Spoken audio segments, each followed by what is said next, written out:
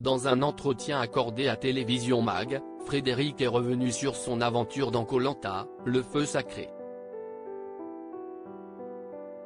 L'occasion également de parler du mariage qu'il s'apprête à célébrer en août prochain avec sa compagne. A-t-il invité certains de ses camarades? En toute franchise, il a répondu à nos confrères. Le 21 février dernier, TF1 donnait le coup d'envoi de la toute nouvelle saison de Koh Lanta baptisée Le Feu Sacré. Au casting, 20 nouveaux aventuriers anonymes se sont lancés dans cette incroyable aventure tournée cette année aux Philippines. La compétition a été rythmée par les célèbres jeux de confort et les épreuves d'immunité. Il y a aussi eu des éliminations et des départs voulus, comme ceux de Benjamin et Grace.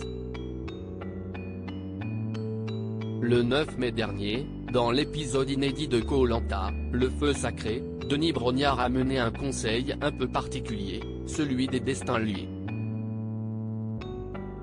Alors que Tania et Frédéric étaient intouchables, les autres binômes ont été soumis au vote de leurs camarades. Et c'est Esteban qui a récolté le plus de voix contre lui, entraînant Clémence dans sa chute.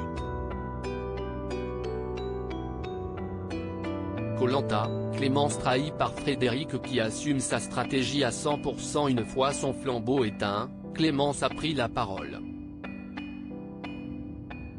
J'ai regardé des personnes droit dans les yeux et je leur ai fait confiance d'une manière qui, a priori, seul moi pouvais comprendre. J'ai été trahi clairement par Frédéric et Quentin, a-t-elle lâché. Si ce dernier a assuré ne pas avoir voté contre elle, Frédéric, lui, a totalement assumé sa stratégie. J'ai joué le jeu de la trahison ce soir, clairement. Lors du dernier conseil, j'ai été choqué de voir Gilles partir.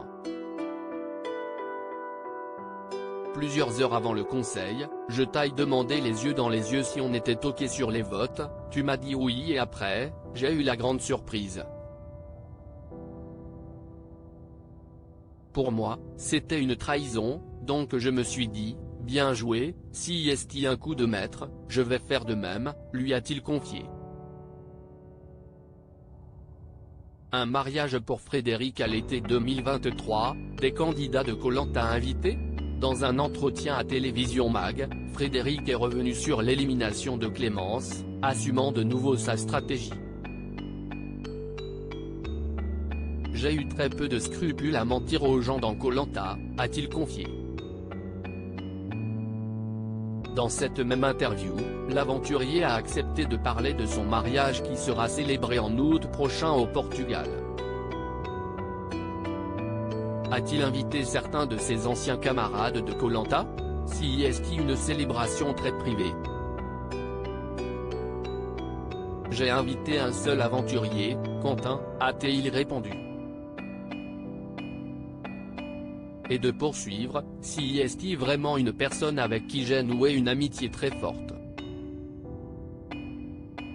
Si est la seule amitié qui a vraiment dépassé le jeu dans le sens où on a été les premiers à se revoir tout de suite, même avant la diffusion.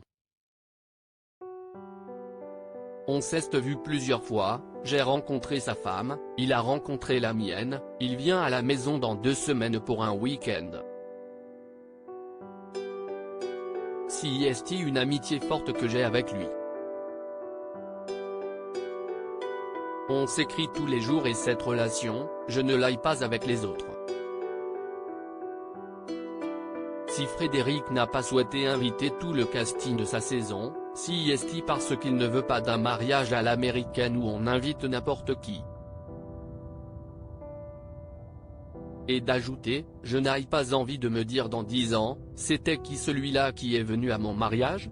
À lire aussi j'ai très peu de scrupules à mentir aux gens, Frédéric, Koh Lanta, se justifie après l'élimination de Clémence et assume sa trahison.